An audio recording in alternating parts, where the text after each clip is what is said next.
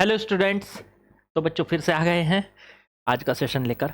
और आज तो पता है आप लोगों को जेई मेन 2024 के जो आए हुए क्वेश्चन हैं करंट इलेक्ट्रिसिटी के, वो सारे क्वेश्चन लगाएंगे।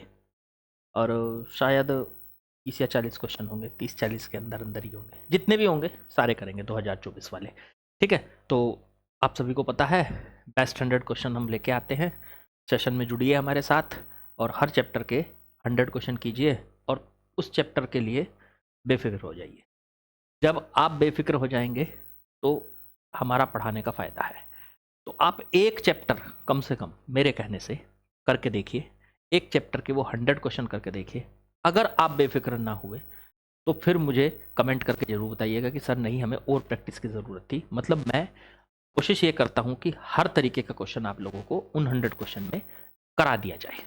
ठीक है, अब आप कहोगे कि सर 100 क्वेश्चन तो सफिशिएंट नहीं होते हैं। देखो बेसिकली क्वेश्चन इस टाइप से डिज़ाइन किए गए हैं आप लोगों के लिए कि ज़्यादातर कंसेप्ट की कवरिंग हो जाए और एक एक क्वेश्चन में कई कई चीज़ें पूछकर कई क्वेश्चन को मिलाकर एक क्वेश्चन बनाया गया है। मतलब अगर कंसेप्ट वाइज देखो तो कंसेप्ट वाइज आप लोगों के 100 क्वेश्चन में 300 कंसेप्ट कंप्लीट हो जाते हैं। मतलब एक एवरेज बता रहा हूँ आप। ठीक है, तो एक बढ़िया आप लोगों के लिए मौका है कि 100 क्वेश्चन कीजिए और उस चैप्टर से बेफिक्र हो जाइए। 3 चैप्टर, मतलब ये तीसरा चैप्टर है जो हम कर रहे हैं। 2 चैप्टर पहले कर चुके हैं, 12th का चैप्टर 1, चैप्टर 2 और चैप्टर 3 पे अब हम चल रहे हैं। ठीक है, करंट इलेक्ट्रिसिटी वाला जो चैप्टर चल रहा है हमारा, करंट वाला, उसके क्वेश्चन नंबर 49 तक हमने कर लिया। आप क्वेश्चन करके देखो तो आपको आइडिया लग जाएगा। इससे पहले के क्वेश्चन करके देखो, इसी चैप्टर को शुरू से करके देखो। जो नए व्यूअर्स हैं, जो हमारे अपने पुराने स्टूडेंट्स जो लगातार पढ़ रहे हैं, वो लगातार पढ़ते रहिए, प्रैक्टिस करते रहिए। बहुत फ़ायदा मिलने वाला है, पेपर भी आने वाले हैं। तो एक प्रैक्टिस सेशन की आप लोगों को सभी को ज़रूरत होती है, वो प्रैक्टिस सेशन आपको यहाँ पे मिलेगा। जेई मेंस नीट वाले बच्चे इसको करते हैं, आप सभी को पता ही है। और जो नए व्यूअर्स हैं उनके लिए मैंने बता दिया कि जेई मेंस और नीट वाले, हाँ, जो 12th में अपने न्यूमेरिकल पोर्शन को अच्छा करना चाहते हैं वो भी ज्वाइन कर सकते हैं बच्चों। चलो करते हैं शुरू। आज क्वेश्चन नंबर 48 से जेई मेन के सवाल यहाँ से शुरू हो जाएंगे। अच्छा, मैं इनमें ये भी कवर करता हूँ कि जेई मेन के और पुराने नीट के आए हुए 5 साल के क्वेश्चन भी इसी में, इन्हीं 100 क्वेश्चन में कवर कर लिए जाएं। जेई मेन के वो क्वेश्चन जो अभी लेटेस्ट, मतलब जस्ट लास्ट ईयर ही आए हैं। जैसे 2024 वाले पकड़े हैं मैंने, अगले साल पकड़ूंगा तो 2025 वाले पकड़ूंगा। ठीक है, चलिए करते हैं बच्चों शुरुआत। देखते हैं क्या कहा है। सवाल में बोला है Wheatstone bridge principle is used to measure the specific resistance S1 of given wire. देखो व्हीट स्टोन ब्रिज प्रिंसिपल हम यूज कर रहे हैं स्पेसिफिक रेजिस्टेंस को फाइंड आउट करने के लिए। कोई भी वायर है having length L, radius R, if X is the resistance of wire, then specific resistance is S1 equals to X into pi R square upon L. If the length of wire gets double, then the value of specific resistance will be. देखो थोड़ा सा इस question में आप लोगों को बेवकूफ़ बनाने की कोशिश की है। जिसने थ्योरी को बहुत अच्छे से ना पढ़ा हो तो वो थोड़ा सा यहाँ पे बेवकूफ़ी कर सकते हैं, वो यहाँ पे थोड़ा सा कंफ्यूज हो सकते हैं। क्या, याद करो, मान लो मेरे पास एक वायर है, ये रही वायर, जिसकी लेंथ L है और एरिया जिसका A है, क्रॉस सेक्शन एरिया। ठीक है, अब ये जो वायर है, इस वायर का रेजिस्टेंस R कितना होता था? तो वो होता था सर रो L/A। ये याद होगा। R को कहते थे रेजिस्टेंस,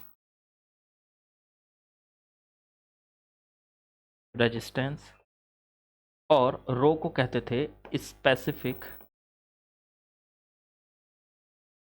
रेजिस्टेंस। रो को कहते थे स्पेसिफिक रेजिस्टेंस। अगर आपके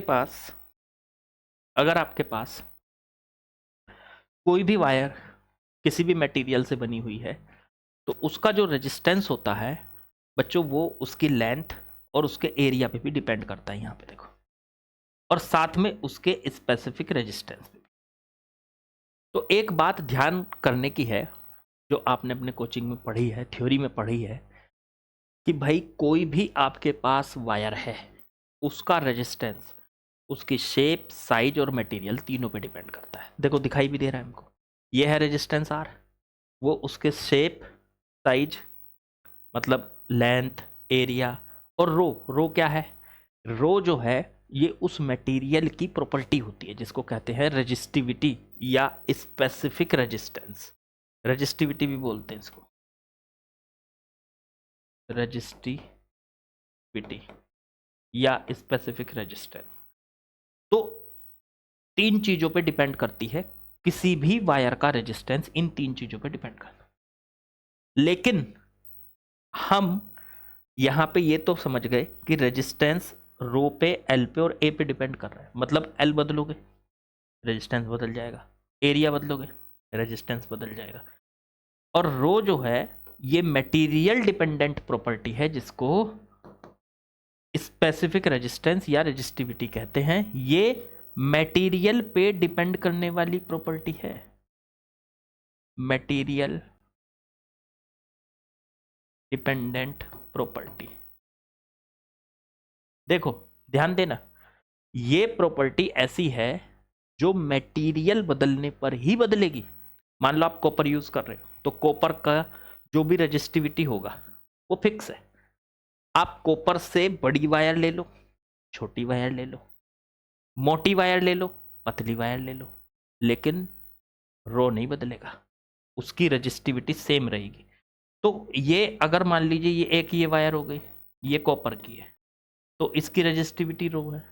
मान लो मैं ऐसी वायर ले लो, ये भी कॉपर की है तो इसकी भी रेजिस्टिविटी रो ही होगी, कोई फर्क नहीं पड़ेगा। लेकिन दोनों का रेजिस्टेंस अलग अलग होगा, इसका R1 इसका R2, क्योंकि R1 और मतलब रेजिस्टेंस जो है वो लेंथ और एरिया पे भी डिपेंड कर रहा है। देखो लेंथ बदल दी, एरिया बदल दिया तो R बदल गया, इसमें लेंथ कम एरिया ज्यादा, R बदल गया। लेकिन दोनों कॉपर की बनी है तो रो दोनों का सेम है। ये आपको थ्योरेटिकली बात पता होनी चाहिए। इस पे बनाया जा सकता है आपको बेवकूफ, इस पे आपको सवाल ऐसा दिया जा सकता है जिसमें थोड़ा सा आपको फंसाया जाए, वो देने की कोशिश की है यहां। क्यों? क्योंकि अब एक बात सोचो, अब आप सोचोगे सर इससे अगर हम उल्टा फॉर्मूला बना लें, R इक्वल्स टू क्या है? R इक्वल्स टू है रो L बाई ए। अगर मैं यहां से रो की वैल्यू निकालूं, ए की इधर मल्टीप्लाई कर लूं, तो R इंटू में एरिया और अपॉन में L को अपॉन में ले जाऊं तो उधर रह जाएगा रो। तो इसका मतलब किसी भी वायर का जो स्पेसिफिक रेजिस्टेंस है या रेजिस्टिविटी है उसको आप इस फॉर्मूले से निकाल सकते हैं। तो हमें फॉर्मूले में देखने में ऐसा लगता है, देखना जरा ध्यान से, हमें फॉर्मूले में देखने में ऐसा लगता है कि सर रो जो है वो एरिया पे डिपेंड कर रहा है क्योंकि इसके फॉर्मूले में आ रहा है, एल पे डिपेंड कर रहा है, आर पे डिपेंड कर रहा है। नहीं भाई साहब, रो कांस्टेंट है, बस यही तो समझना है। रो केवल तब बदलेगा जब मटेरियल बदलेगा। अगर मटेरियल ना बदले ना तो उसका आप एरिया कम लो ज्यादा लो, लेंथ कम लो ज्यादा लो, कोई फर्क नहीं पड़ता, रो वही का वही रहेगा। अब आप कहोगे कि सर फिर फॉर्मूले में रो की वैल्यू जो है यहाँ पे दिखाई दे रही है कि भाई रो की वैल्यू ए पे भी डिपेंड कर रही है, रो की वैल्यू एल पे भी डिपेंड कर रही है, तो इसका क्या मतलब हुआ? यही तो है, ये मैंने कहा ना कि आपको फंसा लेगा वो। तो रो जो है आपका ये मटेरियल पे डिपेंड करने वाली प्रॉपर्टी है, कांस्टेंट है, पर इसका फॉर्मूला देख रहे हो तो ये ए पे भी डिपेंड करता हुआ फील हो रहा है, एल पे भी डिपेंड करता हुआ फील। अरे भाई साहब आप ए और एल को बदलोगे तो आर नहीं बदलेगा क्या? आर हमेशा उसी रेशो में बदलेगा ताकि ए और एल के बदलने से फर्क ही ना पड़े। अब आप सोचो, जैसे एरिया डबल कर दिया, आर आधा हो जाएगा क्योंकि आर के इनवर्सली प्रोपोर्शनल है। देखो यहाँ एरिया, एरिया को डबल करो आर आधा हो जाएगा। अगर यहाँ एरिया को डबल किया ए बाई 2 तो आर हो जाएगा आधा, मतलब एरिया को डबल किया, सॉरी 2a किया तो आर हो जाएगा आधा, आर बाई 2। लेंथ को वही की वही रखो, 2 से 2 कट गया। देखो रो वही का वही है कि नहीं, R into A by L. पहले भी कितना था, R into A by L, अब भी कितना है, R into A by L. तो रो बदले नहीं बदले, बदला रो नहीं बदला। ऐसे लेंथ, लेंथ को डबल करो आर भी डबल हो जाएगा, लेंथ को डबल करो, ये क्या आ गया, लेंथ को डबल करो, आर भी डबल हो जाएगा, 2 से 2 कट जाएगा, फिर वही रहेगा आर ए बाई एल। तो रो ऐसे नहीं बदलता। आप कभी कभी ऐसा होता है कि फॉर्मूला हमारे सामने है पर फिर भी फॉर्मूले के अकॉर्डिंग वो क्वांटिटी नहीं बदल रही होती है। उसका एग्जांपल दिया है मैंने आपको, फॉर्मूले के अकॉर्डिंग, क्योंकि आप फॉर्मूले में एक चीज को बदल के देखते हैं लेकिन उसके अकॉर्डिंग, उसके साथ साथ उसके कोरस्पॉन्डिंग दूसरी जो क्वांटिटी बदल रही होगी उसका भी तो इफेक्ट देखना पड़ेगा भाई साहब। अगर आप ए को बदलेंगे, एल को बदलेंगे, तो उसके कोरस्पॉन्डिंग आर का भी तो इफेक्ट देखना पड़ेगा, आर भी बदलेगा। और हो सकता है ए और एल इस तरह से बदले और आर भी इस तरह से बदले कि उनका इफेक्ट एक दूसरे से कट जाए, रो की वैल्यू कांस्टेंट की कांस्टेंट रह जाए। हाँ, यही हो रहा है। इस कंसेप्ट पे आपको सवाल दिया है, अब सुन लो, देखो सवाल। इन्होंने कहा Wheatstone bridge principle is used to measure the specific resistance S1 of given wire. एक वायर है, उसकी लेंथ L है, रेडियस उसकी स्मॉल r है, मतलब एरिया भी दे रखा है, लेंथ L भी दे रखा। अब मैं क्वेश्चन समझा देता हूं आपको, इसे हटा दूं, ये एक बार कर लो नोट, कर लिया? चलो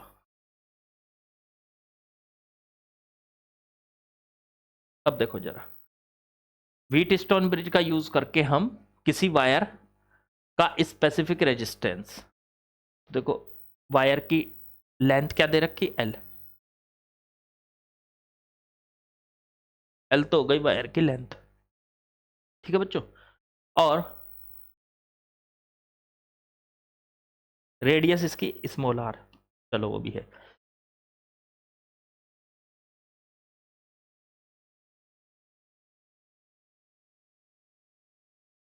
तो इसमें अब और क्या दिया भाई, लेंथ L हो गई, रेडियस r हो गई, x is the resistance, r की जगह इसने x दे दिया, कोई दिक्कत नहीं, x इसका रेजिस्टेंस है, एंड स्पेसिफिक रेजिस्टेंस इसका S1 दे दिया, मैंने रो लिया था, इसने S1 दे दिया, ठीक है कोई बात नहीं। अब मुझे पता है रेजिस्टेंस का फॉर्मूला होता है R is equal to rho L by A, rho L by A, तो R की जगह तो x आ गया, रेजिस्टेंस x ले रखा है, रो की जगह S1 आ गया, L बाई ए एरिया आ गया पाई आर स्क्वायर। इसे सॉल्व कर लो तो यहाँ से S1 की वैल्यू आ गई, S1 की वैल्यू निकाल के इन्होंने दे रखी है यहाँ से, if the x is the resistance of wire then specific resistance is, तो S1 की वैल्यू यहाँ से निकाली इन्होंने, x इंटू में इसकी इधर मल्टीप्लाई कर लो पाई आर स्क्वायर, तो पाई आर स्क्वायर बटे में L, लो ये S1 है, ये वायर का रेजिस्टेंस, स्पेसिफिक रेजिस्टेंस है, ठीक है। यही बताया था मैंने, अभी आपको समझाया था कि स्पेसिफिक रेजिस्टेंस की वैल्यू रेजिस्टेंस की टर्म में निकाल ली। अब देखो यहाँ पे एक्स वेक्स को देख के थोड़ा सा आप कंफ्यूज हो सकते हो, लेकिन अगर इसे ऐसे सोचो कि एक्स क्या है, रेजिस्टेंस, पाई आर स्क्वायर क्या है, एरिया, और अपॉन में एल लेंथ हो गई, और S1 क्या है, रो। तो देखो अभी जो मैंने बात समझाई थी कि रो की value R into A by L के इक्वल होती है, हाँ होती है। तो अब इन्होंने ये पूछा कि if length of wire gets double, अगर लेंथ को डबल कर दें, करती चलो 2L कर दी, then value of specific resistance, specific resistance कितना हो जाएगा, देखो अगली लाइन में करता हूं 2L यहाँ के बजाय, यहाँ स्पेसिफिक रेजिस्टेंस रो, जिसको हम S1 कह रहे हो, ठीक है, लेंथ को करा डबल, लेंथ को यहाँ कर लिया 2L, एरिया को रखा वही, ठीक है। R बताओ, R में क्या होगा आपको बताएं, अगर R को देखोगे तो R उसी हिसाब से एडजस्ट होगा, याद करो R किसके प्रोपोर्शनल था, R होता था रो L बाई ए, अगर लेंथ को डबल करोगे तो R भी तो डबल हो जाएगा, तो इसका मतलब R भी तो यहाँ 2R हो जाएगा, 2 से 2 फिर कट गया, रो की वैल्यू तो वही की वही रही ना, R A बाई L। तो मैंने यही तो कहा था, मैंने यही तो समझाया आपको कंसेप्ट, मैंने समझाया कि कुछ प्रॉपर्टी ऐसी होती है जो सिर्फ मटेरियल पे डिपेंड करती है, मटेरियल चेंज किया तो ही रो चेंज होता। अब यहाँ पे मटेरियल नहीं चेंज किया, इन्होंने इस वायर की लेंथ बढ़ा दी, अरे भाई साहब लेंथ बढ़ाने से रेजिस्टेंस बदलेगा, स्पेसिफिक रेजिस्टेंस नहीं बदलेगा, स्पेसिफिक रेजिस्टेंस मटेरियल पे डिपेंड करने वाली प्रॉपर्टी। तो यहाँ सिर्फ आपको कंफ्यूज करने की कोशिश की है कि इस फॉर्मूले को दिखा के कि देखो भाई लेंथ को डबल कर रहे हैं हम, तो L की जगह 2L करो तो S क्या हो जाएगा, आधा हो जाएगा, हमें ऐसा लगाना ही भाई साहब लेंथ अगर डबल की ये आधा हुआ, मतलब L डबल हुआ, तो X भी तो डबल होगा, क्योंकि X क्या है? रेजिस्टेंस। रेजिस्टेंस लेंथ के प्रोपोर्शनल होता है। ये डबल तो ये भी डबल। तो यहाँ पे X की जगह 2X, L की जगह 2L, 2 से 2 कट गया, तो ये तो जू का 2 S1 ही रह जाएगा ना। तो इसका मतलब आंसर जो आएगा हमारा ये आएगा S1। तो इसने कहा कि लेंथ को डबल करने के बावजूद भी उसका स्पेसिफिक रेजिस्टेंस कितना होगा, रो की वैल्यू क्या होगी। रो उसने S1 क्या रखा, हमने रो कहते हैं हम इसको, तो रो की वैल्यू बच्चों क्या होगी बताओ। तो जो कि 2 होगी, बदलेगी ही नहीं, क्योंकि हमें पता है स्पेसिफिक रेजिस्टेंस मटेरियल पे डिपेंड करने वाली प्रॉपर्टी है, ना कि उसकी शेप और साइज, एरिया, लेंथ वगैरह पे डिपेंड नहीं करती है। आया समझ? अच्छा सवाल था, आसान सवाल था बिल्कुल, बस थोड़ा सा आप लोगों को फंसाने की कोशिश कर रही थी। चलो आगे बढ़ते हैं, 1 मिनट के लिए वीडियो को पॉज कर देते हैं, क्वेश्चन में आगे बढ़ते हैं बच्चों। चलिए क्वेश्चन नंबर 49 पे आ चुके हैं हम, देखते हैं क्या सवाल हमको दिया है। A wire of resistance capital R and length L is cut into 5 equal parts. Okay. If these parts are joined parallelly, then resultant resistance will be। बहुत आसान से सवाल है ये भी। एक वायर है, उसको 5 इक्वल पार्ट में काट दिया, 3, 4 और 5। ठीक है। पूरी रेजिस्टेंस का लेंथ L है, और पूरी वायर का रेजिस्टेंस R है, और पूरी वायर की लेंथ L है। अब जब आप इसको 5 इक्वल पार्ट में काट दोगे तो लेंथ हो जाएगी L/5, L/5, L/5, L/5, L/5। Resistance भी कितना हो जाएगा? अब हमें पता है R का फॉर्मूला होता है रो L/A। अगर आप रेजिस्टेंस को चेक करोगे तो वो लेंथ के प्रोपोर्शनल है। ना तो आप एरिया के साथ छेड़छाड़ कर रहे हो, ना आप रो के साथ छेड़छाड़ कर रहे हो भाई, ना तो आप मटेरियल बदल रहे हो, ना आप एरिया उसका बढ़ा रहे या घटा रहे हो, सिर्फ लेंथ बदल रहे हो। काट के आपने उसको लेंथ छोटी कर दी, तो रेजिस्टेंस लेंथ के प्रोपोर्शनल है, ये भी छोटा हो जाएगा।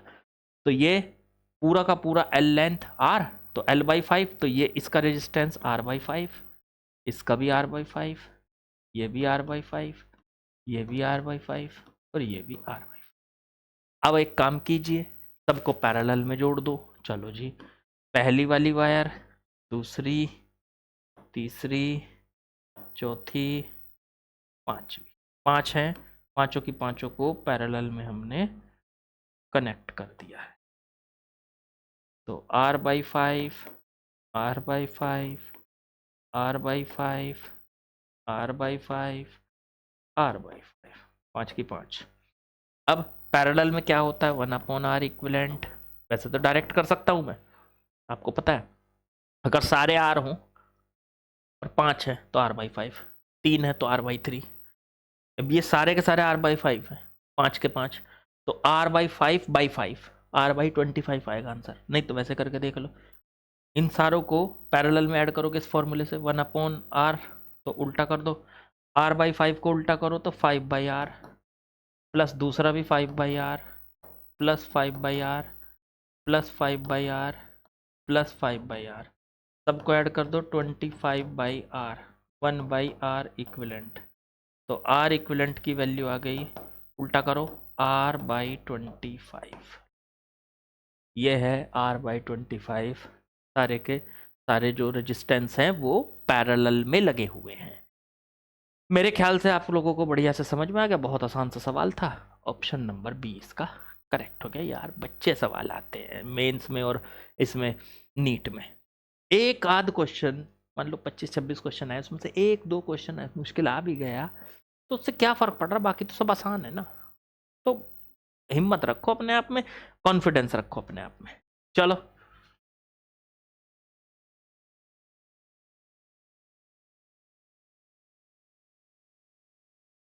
चलिए नेक्स्ट क्वेश्चन पे आते हैं बच्चों। क्वेश्चन नंबर 50 क्या दिया है समझते हैं।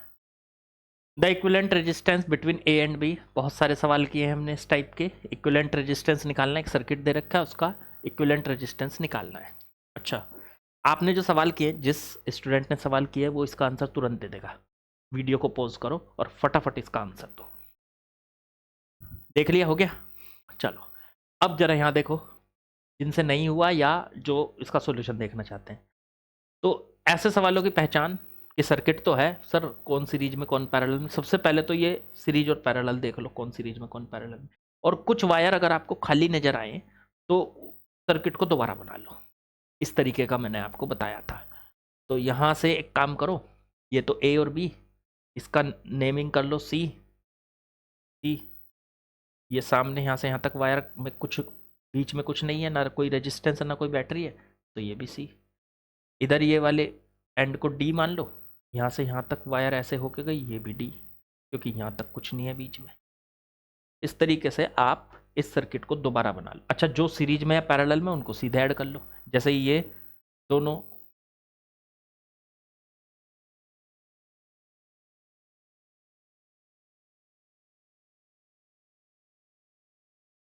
जैसे ये दोनों सीरीज, ये दोनों सीरीज, ये दोनों सीरीज, बस। सीरीज में ये कितने हो गए? 15 ओम। 7 + 8 15 ओम, ठीक है ना। 4 + 11 15 ओम। चलो ठीक है। अब यहाँ से देखो जरा, मैं सर्किट को दोबारा बनाने जा रहा हूँ। ये ए, इधर बी, बीच में सी और बीच में डी, इस तरीके से। इतने सारे पॉइंट हैं इसमें, एक एक करके बना लो। चलो पहला ये किस किस के बीच में लगा है? ए के और सी के। ये ए के और सी के बीच में लगा दिया 6 ओम। ये दोनों मिलकर कितने हो गए? 15। ये किस किस के बीच में लगा? सी के, इधर सी इधर डी, सी और डी के बीच में 15, तो सी और डी के बीच में 15। फिर ये आ जाओ डी और सी, डी और सी के बीच में ये 15, एक और आ गया सी और डी के बीच में 15, ठीक है। फिर ये आ जाएगा डी और सी के बीच में, ये भी सी और डी के बीच में ही है 15, एक और आ गया सी और डी के बीच में बच्चों 15, ठीक है। ये वाला 8 वाला डी के और बी के बीच में है, ये वाला 8 वाला देखो, ये डी के और बी के बीच में, तो डी और बी के बीच में आ गया ये 8। कितना आसान हो गया, सब पता चल रहा साफ साफ। तो ऐसे सवालों को मैंने करना, बहुत सारे सवाल करा रखे हैं इसके, कम से कम 5-6 सवाल इस टाइप के ज़्यादा ही होंगे इससे पहले ही उसमें। तो शुरू से करो चैप्टर को बिल्कुल। चलो अब ये 15 15 15 पैरेलल में है, तीनों मिलकर क्या हो गए? 5। 15/3 मतलब 5। अब ये 6, ये तीनों मिलकर 5, इधर आ गया 6, ये मिलकर हो गया 5 और ये हो गया 8। ए और बी।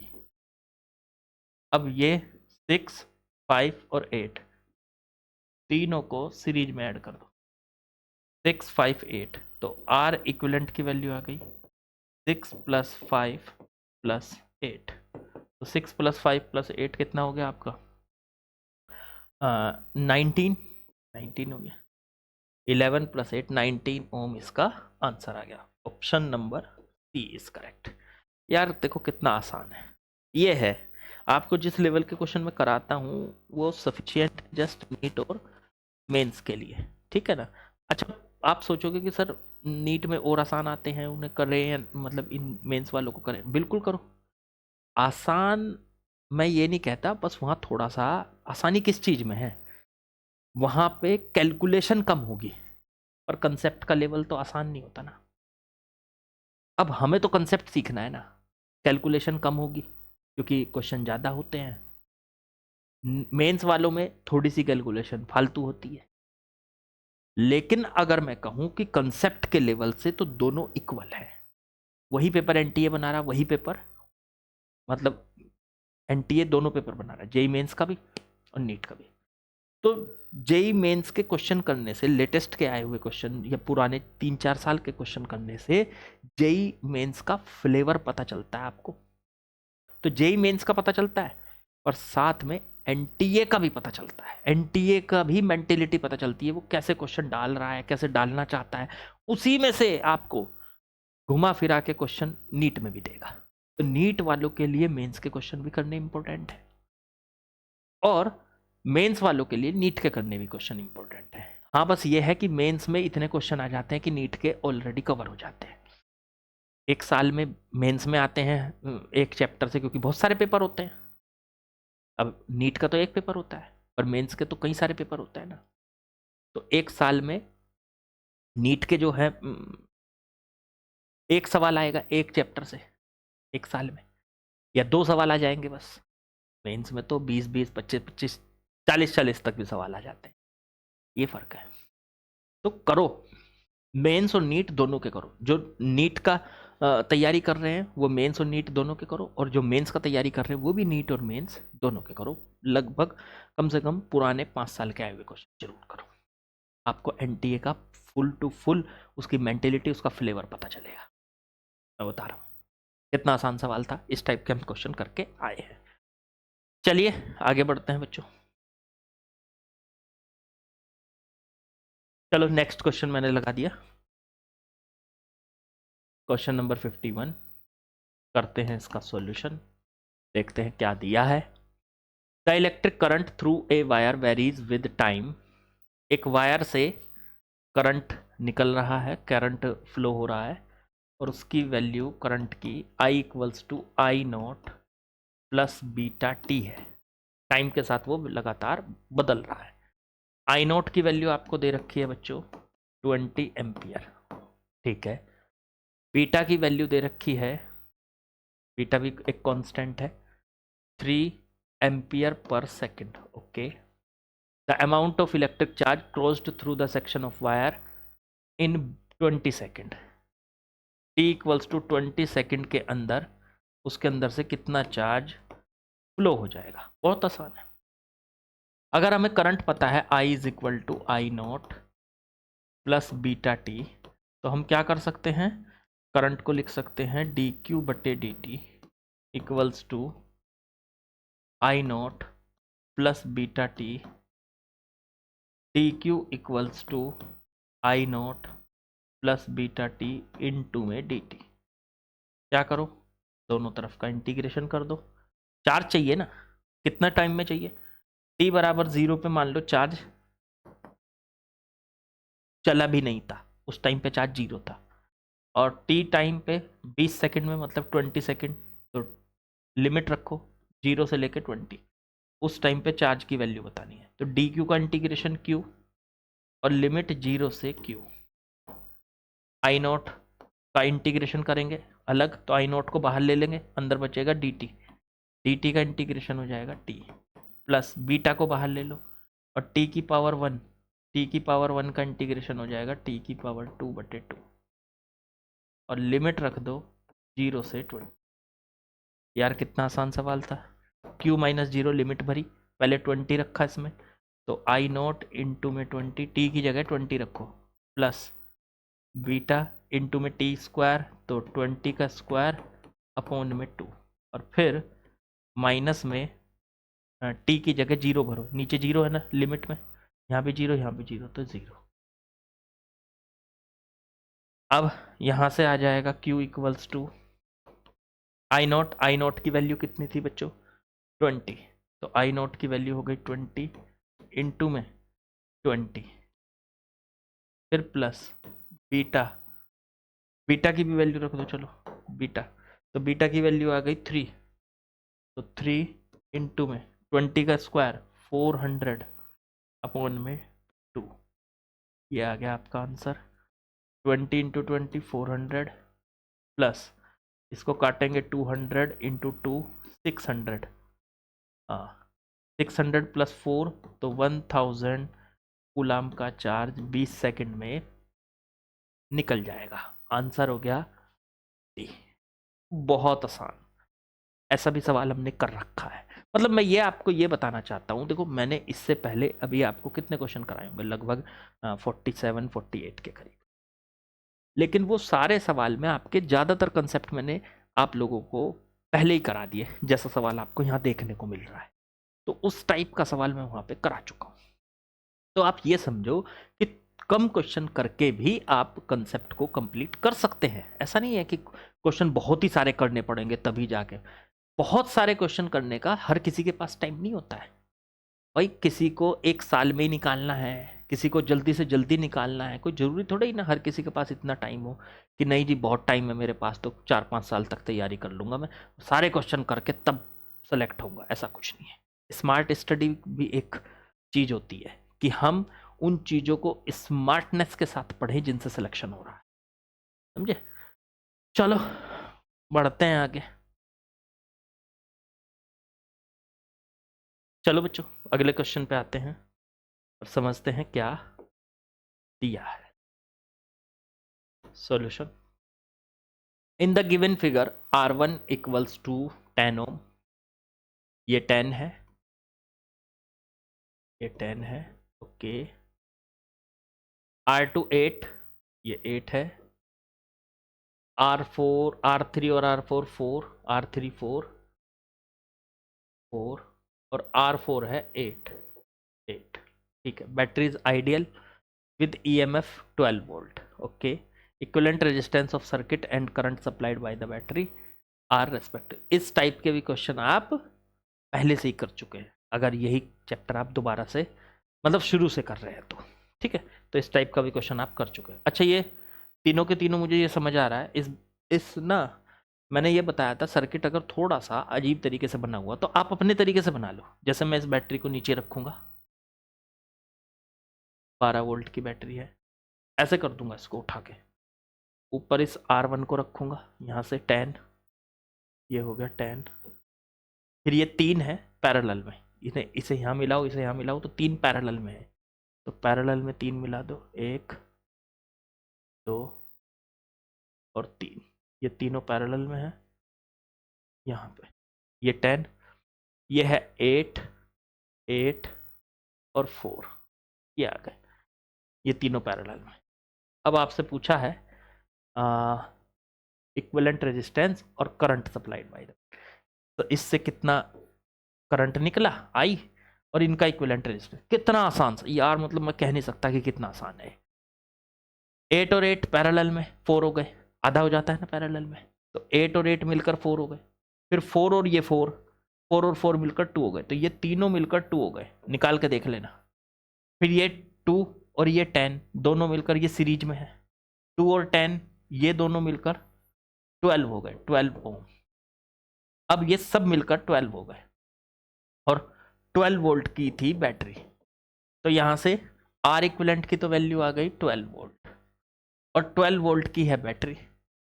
तो इन सब की जगह 12 ओम का एक रेजिस्टेंस लग गया सब की जगह, और 12 वोल्ट की लग गई बैटरी। करंट गया आई की वैल्यू निकालो, V बाई आर, तो 12/12, ये आ गया 1 एम्पियर का करंट। तो बच्चों 12 ओम 1 एम्पियर, ऑप्शन देखो ध्यान से, 12 ओम 1 एम्पियर किसी में होगा, ऑप्शन नंबर बी में। यार मतलब मैं कह नहीं सकता कि मैंने आपको कितने अच्छे क्वेश्चन कराए हैं। इससे पहले इसी के बहुत अच्छे से अच्छे क्वेश्चन कराने की कोशिश की, और ये कितने आसान है। चलो जो भी है, हम तो यही कहेंगे कि आप शुरू से उसको वीडियो को इनको देखो और क्वेश्चंस को करो फिर ट्राई, और देखो कितना आसान हो जाए। चलो बढ़ते हैं आगे। चलो बच्चों नेक्स्ट क्वेश्चन लगा लिया मैंने। क्या करना है देखो, a potential divider circuit is shown in figure है, the output voltage V naught is. अच्छा यहाँ पे एक पोटेंशियल डिवाइडर लगा हुआ है। देखो होता क्या है, ए की जगह बहुत सारा रेजिस्टेंस लगा देते हैं एक लाइन में, और फिर अलग अलग पॉइंट पे हम उसको टच करके देखते हैं, तो यहाँ से यहाँ तक का वोल्टेज अलग होगी, यहाँ से यहाँ तक अलग होगी, यहाँ से यहाँ तक अलग होगी, यहाँ से यहाँ तक अलग होगी, जहाँ से जहाँ तक भी देखोगे तो हर जगह उसकी अलग अलग वोल्टेज आएगी। तो जितने पोटेंशियल आपको चाहिए उतना आप इससे यूज़ कर सकते हैं, तो इसको पोटेंशियल डिवाइडर आप कह रहे हो। चलो ठीक है। अब इसने बोला the output voltage is V not, मतलब यहाँ से इस पॉइंट से और इस पॉइंट के बीच में जो ये वोल्टेज है, ये आउटपुट वोल्टेज जो हमें चाहिए वो ले रहे हैं। टोटल वोल्टेज यहाँ से यहाँ तक की ये कितनी है, तो ये 4 वोल्ट है। देखो ये बैटरी 4 वोल्ट की लगी है, तो यहाँ से लेके यहाँ तक ये 4 वोल्ट है, यहाँ से यहाँ तक पूरे में, लेकिन उसमें से इतने में वी नॉट है। चलो ठीक है, अब इसने पूछा है the output voltage V naught is, V naught की वैल्यू निकालनी। कितना आसान सवाल, क्या बताऊँ बस आप एक बात सोचो ना, पहले ये यहाँ से यहाँ तक वालों को सीरीज में कर लो, तो सीरीज में 100 100 3.3, तो तीनों को मिला के हो गया 203.3 किलो ओम। ओके, ये इन सारों को मिला लो, इन सारों को मिलाओगे तो 100, अच्छा एक मिनट थोड़ा सा गलती हो गई, ये तो ओम में है, ये किलो ओम में है। ओके एक मिनट दोबारा करते हैं, ये थोड़ा सा कंफ्यूज करने के लिए, ये तो किलो ओम में दे दिया, किलो ओम का मतलब क्या हो गया 10 की पावर 3 से मल्टीप्लाई, तो 3.3 किलो ओम दे रखा है, तो उसको 3.3 इंटू 10 की पावर 3 ओम लिख सकते हो आप, ये बन गया 3300 ओम, तो ये है 3300 ओम, 3300 ओम, ये है 100, ये है 100। अब इन तीनों को मिला लो, ये है सीरीज में, तो सीरीज में तीनों क्या हो जाएंगे ऐड, तो 3300 प्लस 100 तीनों को मिला के आ गया 3500। चेक करो ठीक है कि नहीं। अब इन सबको देख लो, ये सब सीरीज में 100 1 2 3 4 5 500 ये हो। अब सवाल आसान, 4 वोल्ट की बैटरी 4 वोल्ट, इधर लगा हुआ है ये कितना, ये तो हो गया 3500, और इससे आगे ये कितना हो गया, तो ये हो गया बच्चों 500।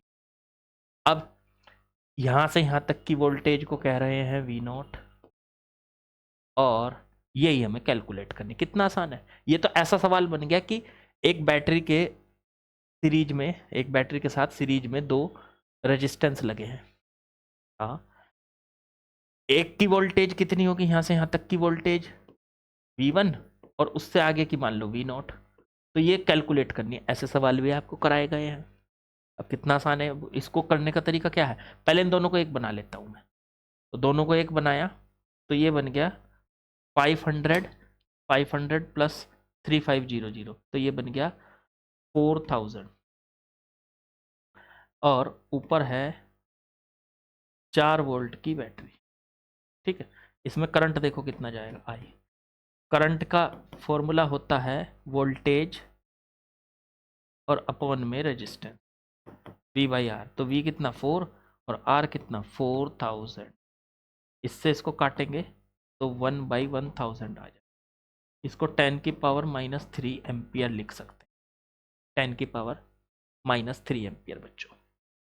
अब करंट तो पता चल गया सर, तो करंट से क्या पता चलेगा, अब देखो ये करंट यहाँ से जा रहा होगा, देखो ये करंट आई, इसमें से भी वही करंट निकला आई, और इसमें से भी वही करंट निकला आई। अब मुझे सिर्फ इसकी वोल्टेज चाहिए, इसकी, तो V नॉट बराबर, V बराबर क्या होगा, V नॉट बराबर आई आर, करंट तो पता है, और R कितना है इसका 500, तो ये फॉर्मूला लगाएंगे I इंटू आर, आई तो कितना, आई तो अभी निकाला 10 की पावर -3, और इंटू आर कितना है इसके पास 500, तो उससे इसके अक्रॉस वोल्टेज पता चल जाएगी।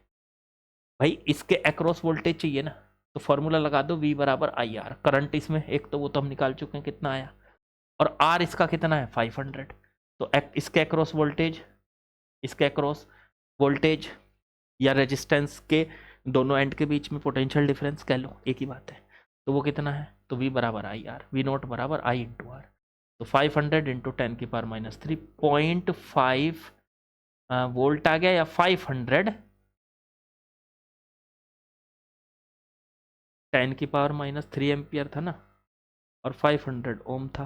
हाँ, तो फॉर्मूला होना चाहिए हमारा, वो आंसर होना चाहिए हमारा 0.5 वोल्ट।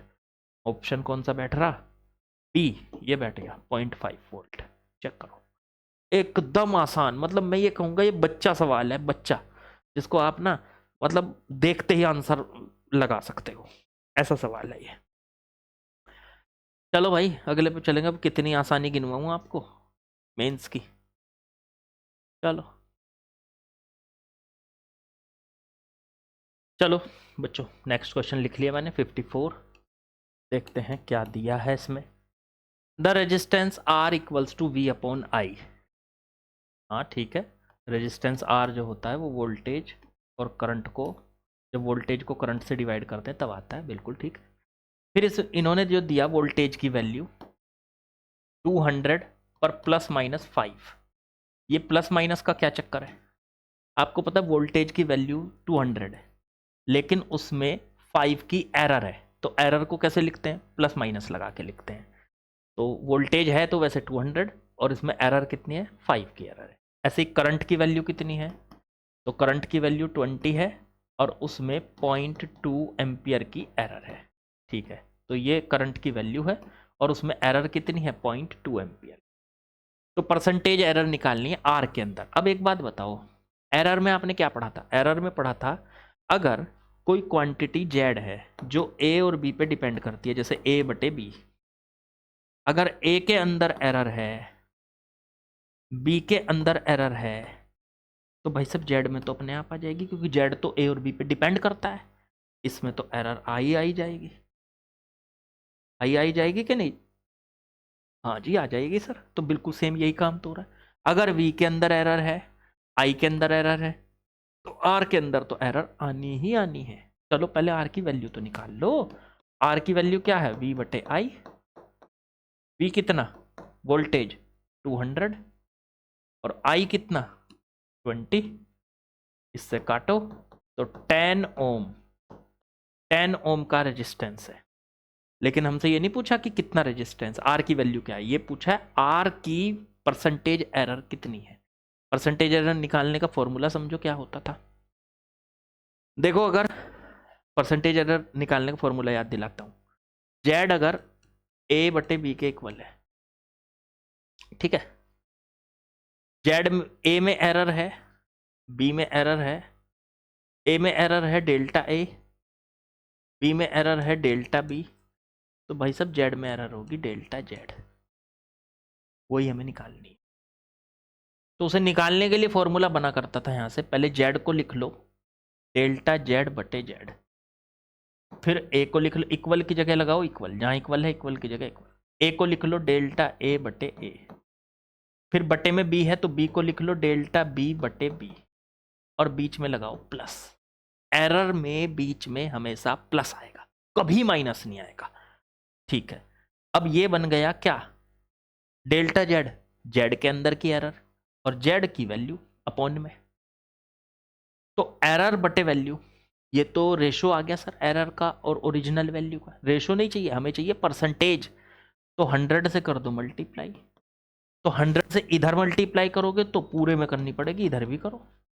तो डेल्टा जेड बटे जेड इंटू 100, ये तो बन गई percentage error of Z, Z की परसेंटेज एरर। इसकी मल्टीप्लाई इधर करेंगे, डेल्टा ए बटे ए इंटू 100 प्लस डेल्टा बी बटे बी इंटू में 100। यही तो हमें चाहिए, जेड की परसेंटेज एरर। इन सब की वैल्यू रख दो, ये हमें पता है जेड की परसेंटेज। तो डेल्टा ए की वैल्यू, ए नहीं सॉरी, यहाँ ए की जगह जेड की जगह तो आर है, परसेंटेज एरर ऑफ आर। तो यहाँ पे जेड का काम कौन कर रहा है? देखो आर, ये रहा। ए का काम कौन कर रहा है? देखो ये रहा वोल्टेज वी। और बी का काम कौन कर रहा है? देखो करंट आई। तो ये आ जाएगा डेल्टा वी बटे वी इंटू 100, डेल्टा आई बटे आई इंटू में 100, और ये डेल्टा वी की वैल्यू, तो डेल्टा वी की वैल्यू ये रही 5 अपॉन में वी 200 इंटू में 100 प्लस डेल्टा आई कितना था? ये रहा 0.2, 0.2 देखो ये रहा 0.2, देखो देखो इधर को, ये रहा 0.2 अपॉन में ओरिजिनल करंट कितना था? 20 इंटू में 100। काटो, 2 0 से 2 0 कट गई, 5/2 2.5 प्लस 20 से इसको काट लो, ये आ गया 5 इंटू 0.2 तो 1, 1.0 आ गया या 1 आ गया, ऐसे कह लो, दोनों को ऐड कर लो तो 3.5%। बच्चा सवाल, तो ये क्या था, बच्चा सवाल, ये रहा आंसर। यार बहुत आसान सवाल था, मैं कुछ नहीं कहूँगा ज़्यादा। इतने आसान आसान सवाल आते हैं और आप लोग फिर भी नहीं कर पाते, तो प्रैक्टिस की कमी है। प्रैक्टिस को अपनी भरपूर कीजिए, क्वेश्चंस लगाइए, और जो क्वेश्चंस आपको कराए जा रहे हैं कम से कम वहाँ नहीं लगाते तो यहाँ बैठ के लगाइए। रोज़ जो क्वेश्चंस मैं कराता हूँ उन क्वेश्चंस को करिए, बढ़िया है, एकदम मज़ा आ जाएगा आपको करके। चलो भाई, ये क्या आ गया, ये कहाँ से आ गया भाई, हटाओ इसको, ये नहीं मुझे चाहिए। चलो जी, चलते हैं आगे। तो बच्चों आज के सेशन को करते हैं यहीं पे समाप्त। आज जो हमने क्वेश्चन किए हैं, आई थिंक आप लोगों ने बहुत एंजॉय किया होगा, बहुत अच्छे तरीके से क्वेश्चंस को किए होंगे, और इसी तरह से लगे रहिए, प्रैक्टिस करते रहिए, डेली मिलिए, डेली सेशन को ज्वाइन कीजिए, मज़ा आता रहेगा आपको, मज़े मज़े में पढ़ाई होती रहेगी, प्रैक्टिस होती रहेगी, यही काम आपको डेली करना है। ठीक है, तो लाइक कीजिए, शेयर कीजिए, सब्सक्राइब कीजिए, और कमेंट जरूर कर दिया करो यार। कमेंट करने से मेरा मतलब मोटिवेशन मिल जाता है मुझे बहुत बढ़िया से, कि आपको और ज़्यादा पढ़ाना है। ठीक है, तो और ज़्यादा पढ़ाएंगे फिर आप, तो प्लीज़ कमेंट। कल मिलते हैं, बाकी कल करते हैं बच्चों, ठीक है।